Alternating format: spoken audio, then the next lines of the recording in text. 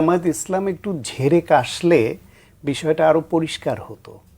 তারা একটু ঝেড়ে কাশে না, রেখে কাশে। সেটা এরকম যে তারা যে কোনো উপায়ে জুলাইকে দিয়ে ৭১কে ঢেকে দেওয়ার একটা প্রচ্ছন্ন একটা ভাব তাদের কথায় আমরা পাই, যে কারণে ঘুরে ফিরে ওই ৭২-এর সংবিধানকে ছুঁড়ে ফেলার, বাদ দেওয়ার যে প্রবণতা, যে কথা সেটা আসে। ৭২-এর সংবিধানকে কতবার পরিবর্তন করা হয়েছে এবং সেই সংবিধান পরিবর্তিত হয়ে বাকশাল হয়েছে, একদলীয় বাকশাল হয়েছে। সেই সংবিধান আবার পরিবর্তিত হয়ে বহুদলীয় গণতন্ত্র এনেছে বাংলাদেশে শহীদ প্রেসিডেন্ট জিয়াউর রহমান। যেই বহুদলীয় গণতন্ত্রের সুফল ভোগ করছে জামায়াত ইসলাম, কারণ ওই সংবিধানের আলোকে বহুদলীয় গণতন্ত্র যদি না আসতো তাহলে জামায়াত ইসলাম বাংলাদেশে রাজনীতি করার অধিকারই পায় না এই নাম নিয়ে এই দলটি। সুতরাং সেই সংবিধান মেনেই তারা এদেশে রাজনীতি করেছে, সেই সংবিধান মেনেই তারা জাতীয় সংসদ নির্বাচন করেছে, সেই সংবিধান মেনেই তারা এমপি মন্ত্রী হয়েছে, সরকার গঠন করেছে বিএনপির সঙ্গে। বিএনপি এই সংবিধান মেনেই একাধিকবার রাষ্ট্র পরিচালনা করেছে। আওয়ামী লীগ এসে সেই সংবিধানটাকে কাটাছেঁড়া করে তাদের মনের মতো করে যা তা বানিয়েছে।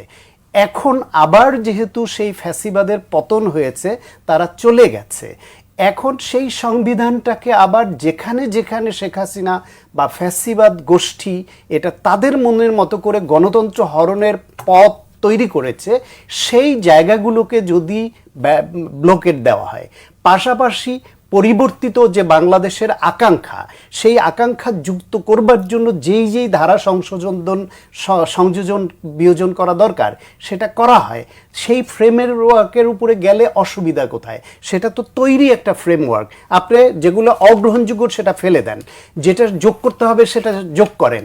কিন্তু সেটা না করে যারা পুরোপুরি ছুঁড়ে ফেলার কথা বলে, পুরোপুরি একেবারে নাকচ করে দেয় সংবিধানকে, তার মধ্যে ভিন্ন একটা উদ্দেশ্য কিন্তু সামনে চলে আসে।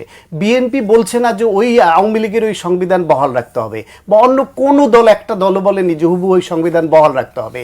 বরং যে কথা ভাই বলছেন যে ওই বিদ্যমান সংবিধান যদি থাকে তাহলে শেখ হাসিনাই থাকতো।